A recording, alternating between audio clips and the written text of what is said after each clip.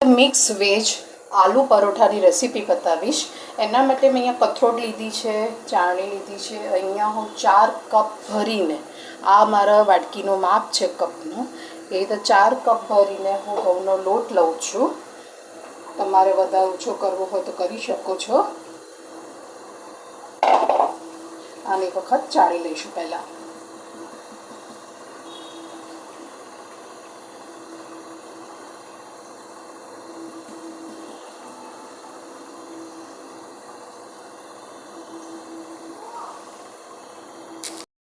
લોટ ચાળીને મૂક્યો છે.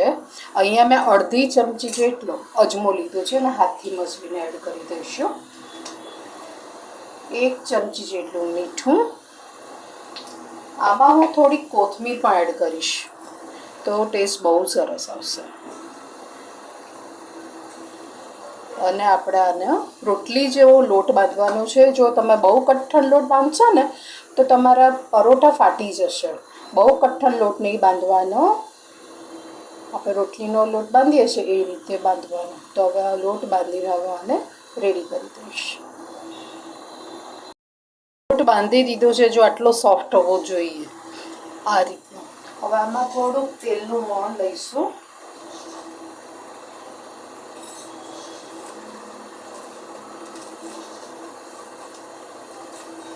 અને આને ઢાંકીને 10 થી 15 મિનિટ માટે રહેવા દઈશું. આને ઢાંકીને હું રહેવા દઈશ.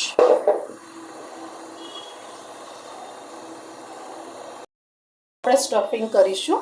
તો અહીંયા મેં 4 બટાકા લીધા છે, છાલ કાઢીને બાફીને લીધા છે. અને ગરમ હોય ત્યારે જ એને આવી રીતે હાથથી મસળી કાઢવાના, જેથી કરીને જે પાણી થતું હોય ને એ ના થાય. તો બધા હોય તો હાથથી મસળી કાઢીશ. અહીંયા મેં 2 ગાજર લીધું હતું અને છીણી કાઢ્યા છે. અહીંયા અડધો કપ કોબી, 1 કેપ્સિકમને ચોપ કરી દીધું છે. હવે આપણે મસાલા કરી દઈએ. તો 1 ચમચી મેં અહીંયા જીરા પાવડર લીધો છે, અડધી ચમચી સંચળ, 1 ચમચી આમચૂર પાવડર, 1 ચમચી ચાટ મસાલો.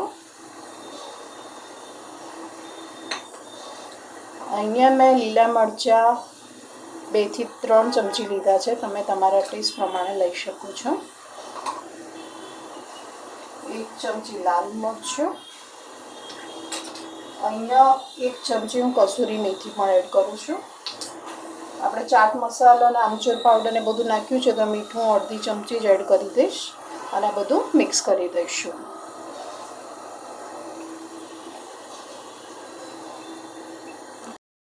આમાં થોડી કોથમીર પણ એડ કરી દઈશું. બધું મિક્સ કરી દેવાનું.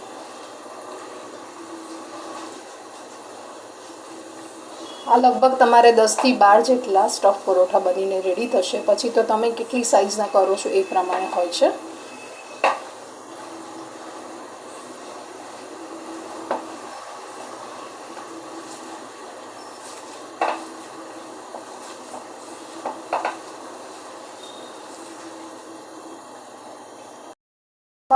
હું 1 ડુંગળી મેં ચોપ કરીને રાખી હતી એ એડ કરું છું, કારણ કે મારે થોડુંક સ્ટફિંગ ડુંગળી વગરનું કાઢવાનું હતું એટલે મેં છેલ્લે એડ કરી.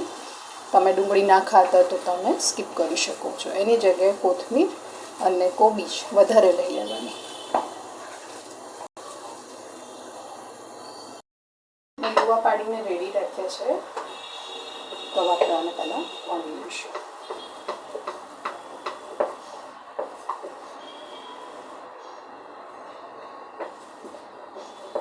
એકદમ પતલી પતલી વણી કાઢવાની.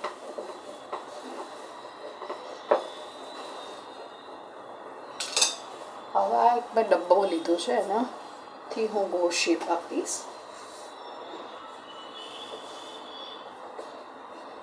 આ વધારાનો ભાગ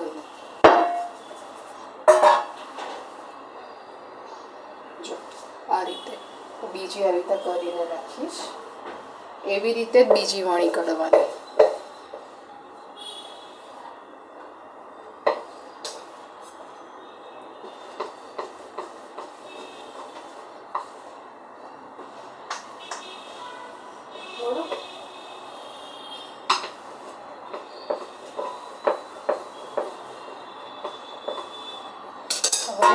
પાછો આવો ડબ્બો પાછો અંદો પાડી દઈશું એટલે ગોળ શિફ્ટ થઈ જાય.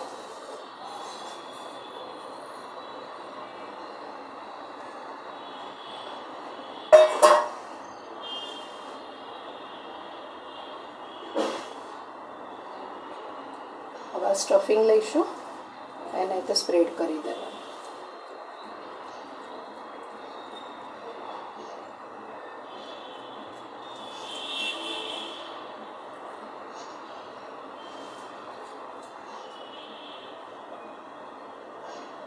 આ બીજો ભાગ એની પર મૂકી દેવાનો, દબાઈ દેવાનું ચારે બાજુથી.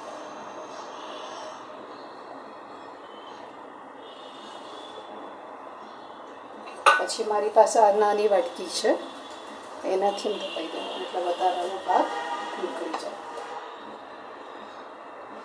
થઈ ગયો. હવે આને હાથથી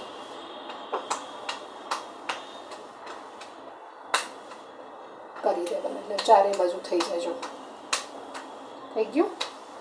જરા પણ ફાટ્યું જો, કશેથી પણ ફાટ્યું, વણવાની જરૂર પણ પડી નહીં જો આપણને. તો આ રીતે બધા હું કરી દઈશ.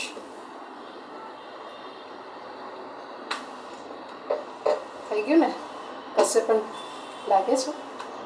બસ તો હવે આને આપણે શેકી દઈશું. પેન લીધી છે, ગેસ ચાલુ કરી દીધો છે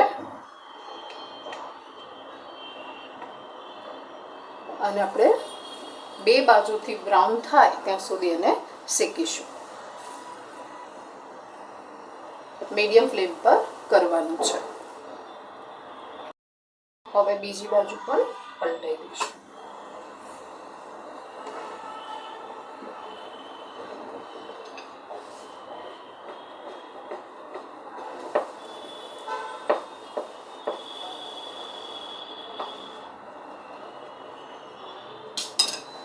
તમે તેલથી કે ઘીથી કરી શકો છો. મેં તેલ લઉં છું તો બે બાજુ તેલ લગાવીને એને શેકી દેવાનું.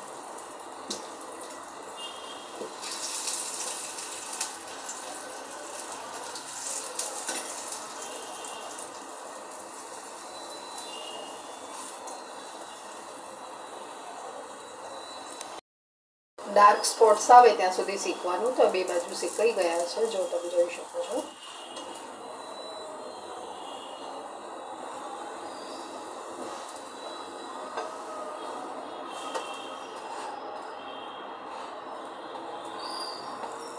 હું આને ડીશમાં કાઢી લઈશ અને બીજા પણ આવી રીતે કરી દઈશ. વેજ આલુ પરોઠા બનાવીને મેં રેડી કરી દીધા છે. સાથે મેં દહીં પણ પીરસ્યું છે. અહીંયા જો તમને બતાવું કેવા સરસ યમ્મી બન્યા છે. જો છેક સુધી થયા છે ને, વણ્યા વગર કોઈ બી ફટ્યા વગર જ આજે મેં બનાવ્યા છે ડબલમાં. અને એની ઉપર હું થોડુંક બટર પણ મૂકીશ. તમે સોસ સાથે, ચટણી સાથે, દહીં સાથે પીરસી શકો છો. તો તમને મારી આ વેજ આલુ પરોઠાની રેસીપી કેવી લાગી? જો સારી લાગી હોય તો લાઈક કરજો, કોમેન્ટ કરજો અને સબસ્ક્રાઈબ કરજો. Thank you for watching.